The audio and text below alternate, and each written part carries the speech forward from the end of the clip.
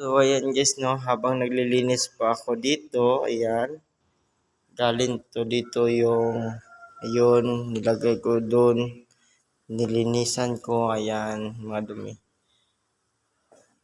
Bigla akong may nakitang, ito, ayan, patay na yan siya guys, ayan, patay na, ayan, tsaka ito, bagong balat na ahas, ayan, iwan ko saan yun.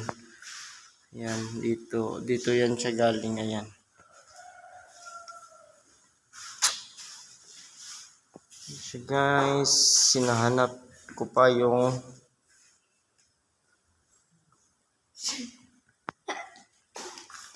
ayan guys, no, hinahanap namin, wala akong mahanap.